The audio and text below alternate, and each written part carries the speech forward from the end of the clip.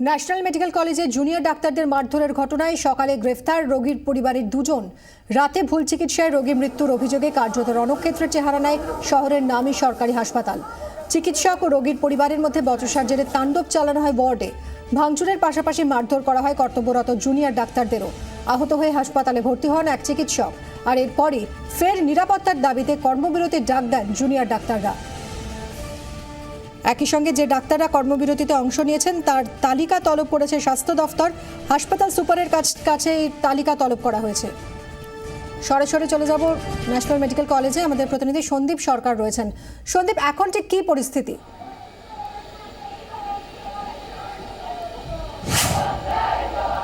এই মুহূর্তের পরিস্থিতিটা একবার দেখিয়ে দিতে চাইব। হাসপাতালের জরুরি বিভাগের বাইরে জুনিয়র ডাক্তাররা তারা একেবারে যে রেলিং দিয়ে ঘিরে যে ধর্ণা অবস্থানে বসেছিলেন সেখানে স্লোগান শাউটিং চলছে এবং তুমি দেখতে পাচ্ছ যে জুনিয়র ডাক্তাররা যারা রয়েছেন তারা কিন্তু একেবারে হাসপাতালের যে মূল প্রবেশ পথ অর্থাৎ জরুরি বিভাগে মূল প্রবেশ পথ সেই জায়গায় আটকে বসে থেকে তারা সেখানে স্লোগান শাউটিং চালাচ্ছেন। অবশ্যই এই চিত্র কিন্তু নজিরবিহীন চিত্র, কেননা এর আগেও আমরা যে কর্মবিরতি দেখেছি কলকাতা শহরের অন্যান্য সরকারি মেডিকেল কলেজ হাসপাতালগুলিতে, সেই সব জায়গাতে কোনোখানেই কিন্তু আমরা এটা দেখিনি যে জরুরি বিভাগ আটকে জুনিয়র ডাক্তাররা তারা বসে রয়েছেন, তারা স্লোগান শাউটিং করছেন।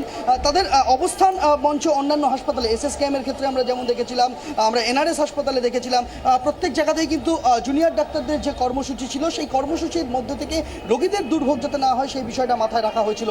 এক্ষেত্রে অবশ্যই ব্যতিক্রমী কিছুটা বলা যেতে পারে ন্যাশনাল মেডিকেল কলেজের জুনিয়র ডাক্তাররা। এবং এই পরিস্থিতিতে দাঁড়িয়ে স্বাস্থ্য দপ্তরও কিন্তু কড়া অবস্থান নিয়েছে। স্বাস্থ্য শিক্ষা অধিকর্তা নির্দেশ পাঠিয়েছেন ন্যাশনাল মেডিকেল কলেজ হাসপাতালের কাছে যে কোন কোন জুনিয়র ডাক্তার গতকাল রাত্রির থেকে কাজে যোগ দেননি, আজকে সকাল থেকে কোন কোন জুনিয়র ডাক্তার কাজে যোগ দিলেন না তার একটা তালিকা প্রস্তুত করতে। ইতিমধ্যেই হাসপাতালের যিনি অধ্যক্ষ রয়েছেন অধ্যক্ষের নির্দেশ পৌঁছেছে সুপারের কাছে এবং হাসপাতাল সুপার পীতবরণ চক্রবর্তী তিনি প্রত্যেকটি বিভাগীয় প্রধানের কাছে জানতে চেয়েছেন যে কোন কোন তাদের বিভাগে কোন কোন জুনিয়র ডাক্তারের আজকে ডিউটি ছিল, কোন কোন জুনিয়র ডাক্তার আজকে ডিউটিতে যোগ দেননি তার তালিকা প্রস্তুত করতে বলা হয়েছে। এবং সেই তালিকা কয়েক ঘন্টার মধ্যে দুপুর 2টার মধ্যে হাসপাতালের অধ্যক্ষের টেবিলে জমা দিতে বলা হয়েছে। এবং যেটা আমরা স্বাস্থ্য দপ্তর সূত্রে জানতে পারছি সেই তালিকা স্বাস্থ্য ভবনে স্বাস্থ্য শিক্ষা অধিকর্তার কাছে পৌঁছানোর পর তিনি সিদ্ধান্ত নেবেন যে যারা কাজে যোগ দিলেন না তাদের বিরুদ্ধে কোনো ব্যবস্থা নেওয়া হবে কিনা। সন্দীপ, তুমি আমাদের সঙ্গে থাকো, আমরা একবার শুনে নেব যে চিকিৎসা পরিষেবা ব্যাহত হওয়ায় চূড়ান্ত ভোগান্তির শিকার হয়েছেন দূর দূরান্ত থেকে আসা রোগী এবং তাদের আত্মীয়রা। তাদের কি বক্তব্য, কি অভিযোগ তারা করছেন? না, বলছি আমি দেখতে এসেছি, দেখাবো বলে ডাক্তাররা দেখবে কিনা ফিরে যেতে হবে এই কথা চিন্তা করছি। এখানে বসে আছে সবাই তো বসে আছে, কোনো কিছু দিচ্ছে না, কাটপাট কি হবে তা কি বলে বাচ্চার মানে একটু দমের কষ্ট হচ্ছে, সেখান থেকে এখন কোনো খবর পাচ্ছি না। কারণ ডাক্তারবাবুরা সব তো এখানে বসে আছে। ডাক্তার তো ওখানে নেই, তো ডাক্তার কি বলেছে আমি তো এখনো যাইনি, তো আমি মুখে শুনে আসবো তারপরে, বুঝতে আমি তো কিছু জানি না। না রাতের এবার কালটা রুগী খুব অসুস্থ বাচ্চাটা, আমরা আজ পর্যন্ত ডাক্তারের কোনো খবর পাচ্ছি না।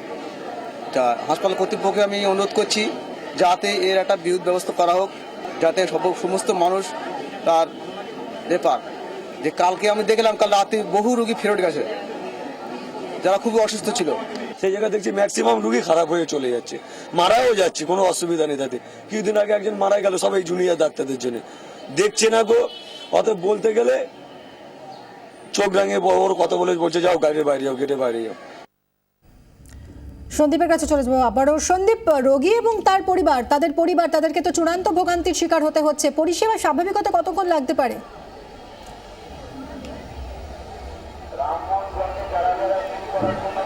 কিছুই বলা সম্ভবপর নয় মিমি, কেননা জুনিয়র ডাক্তাররা যে অনড় মনোভাব নিয়েছেন সেই জায়গায় দাঁড়িয়ে স্বাস্থ্য দপ্তরের তরফ থেকে কোনো রকম উদ্যোগ না হলে পরিস্থিতি যে স্বাভাবিক হবে না তা কিন্তু বোঝাই যাচ্ছে। এবং এই পরিস্থিতিতে দাঁড়িয়ে স্বাস্থ্য দপ্তর কি ভূমিকা নেয় এখন সেটাই দেখার।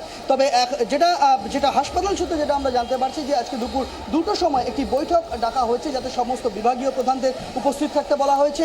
এবং কলকাতা পুলিশের বিভাগীয় DC তিনি থাকবেন, স্থানীয় বেনিয়াপুকুর থানার আধিকারিকরা থাকবেন এবং থাকবেন কলকাতা পুলিশের অন্যান্য শীর্ষ কর্তারাও, এবং জুনিয়র ডাক্তারদের যে নিরাপত্তা সংক্রান্ত তাদের যে দাবি, সেই দাবিগুলো নিয়ে আলোচনা হবে। তাদের প্রতিনিধিদেরও উপস্থিত থাকতে অনুরোধ করা হয়েছে হাসপাতালের তরফে, এবং সেই বৈঠকে জুনিয়র ডাক্তারদের দাবিগুলো নিয়ে আলোচনা করা হবে, নিরাপত্তার বিষয়।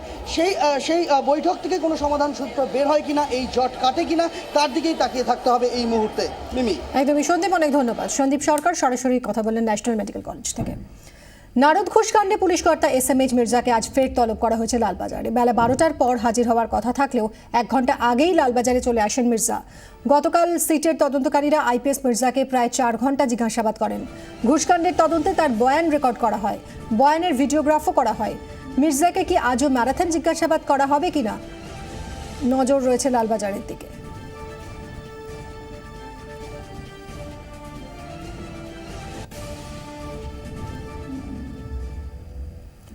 আফগানিস্তানে মার্কিন বিমান হানায় মৃত্যু হল পেশোয়ার স্কুল ম্যাসাকার এবং বাচ্চা খান ইউনিভার্সিটিতে সন্ত্রাসের মূল চক্রীর। নানগারহার প্রভিন্সে মার্কিন যুদ্ধবিমান থেকে বোমা বর্ষণে নিহত হয়েছে উমার খলিফা নামের ওই তালিবান নেতা। উমার গাড়াই নামেও পরিচিত ছিল সে। উমারের সঙ্গেই মারা গেছে তার 4 সঙ্গী। পেন্টাগনের প্রেস সেক্রেটারি পিটার কুক এই দাবি করেছেন। উমারের বিরুদ্ধে সন্ত্রাসবাদী হামলার একাধিক অভিযোগ রয়েছে। 2014 পেশোয়ারের সেনা স্কুলে জঙ্গি হানায় 150 জনের মৃত্যু হয়েছিল। ওই অপারেশনের মাস্টার মাইন্ড ছিল উমার খলিফা।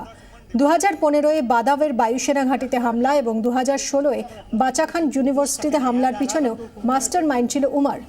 তালিবানের তারিক গ্রেদার গোষ্ঠীর নেতা হিসেবে পরিচিত ছিল উমার। গত 25শে মে উমার খলিফাকে আন্তর্জাতিক সন্ত্রাসবাদী বলে ঘোষণা করেছিল আমেরিকা। তারপর থেকেই তাকে হত্যার প্রস্তুতি চলছিল। সপ্তাহ শেষের এয়ার স্ট্রাইকে মোস্ট ওয়ান্টেড উমারকে খতম করে ফেলল মার্কিন বায়ুসেনা।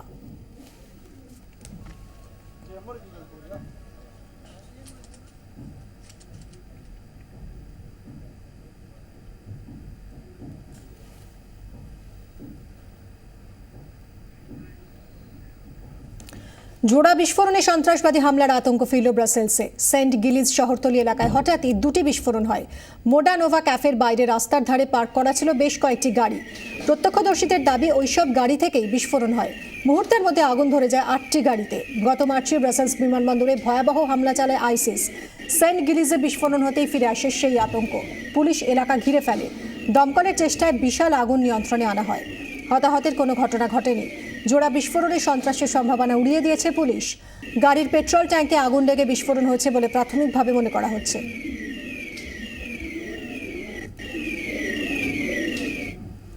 সিরিয়া ইরাক থেকে শরণার্থীর সংখ্যা কমেছে, তবে লিবিয়া থেকে এখনও শরণার্থীরা ঢুকছেন ইউরোপে। বিপদ উপেক্ষা করেও নতুন ঠিকানায় আসছেন তারা। এই অবস্থায় European border and coast guard এজেন্সিকে ঢেলে সাজানো হচ্ছে। তুরস্কের নজরদারিতে ভূমধ্যসাগর পেরিয়ে যুদ্ধবিধ্বস্ত সিরিয়া কিংবা ইরাক থেকে ইউরোপের দেশগুলিতে শরণার্থীর ঢল কিছুটা কমেছে। তবে নতুন করে চিন্তা বাড়িয়েছে সাগর পেরিয়ে লিবিয়া থেকে আসা শরণার্থীরা। এখন প্রায় প্রতিদিনই 750 শরণার্থী বিপজ্জনকভাবে সমুদ্র পেরিয়ে ইতালির উপকূলে এসে উঠছেন। গ্রিসেও প্রায় প্রতিদিন পৌঁছচ্ছেন 50 জন করে শরণার্থী। আফ্রিকা থেকে আসা শরণার্থীদের নতুন ঢল দুশ্চিন্তা বাড়িয়েছে ইউরোপীয় ইউনিয়নের। বেশিরভাগ ক্ষেত্রেই এরা কোনো ক্রমে একটা নৌকায় চেপে ভেসে পড়ছেন সমুদ্রে। তারপর ঢেউয়ের ধাক্কায় চরম বিপদের মধ্যে পড়ছে নৌকাটি। অনেক ক্ষেত্রে উপকূলরক্ষী বাহিনীর জাহাজগুলি বিপজ্জনক এই পরিস্থিতি থেকে উদ্ধার করেছে তাদের। লিবিয়া থেকে ইতালি পৌঁছানোর জন্য একটা কাঠের নৌকায় চেপে বসেছিলেন প্রায় 400 জন।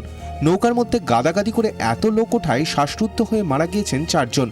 ঢেউয়ের ধাক্কায় নৌকাটির টলমল অবস্থা হলে অনেকেই চিৎকার করে সমুদ্রে ঝাঁপিয়ে পড়ে। নৌকার মধ্যে ছড়িয়ে পড়ে আতঙ্ক।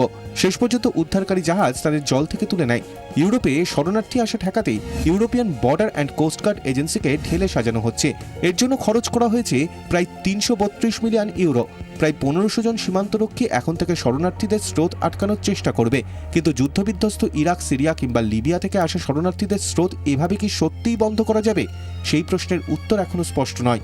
ব্যুরো রিপোর্ট, 24 ঘন্টা।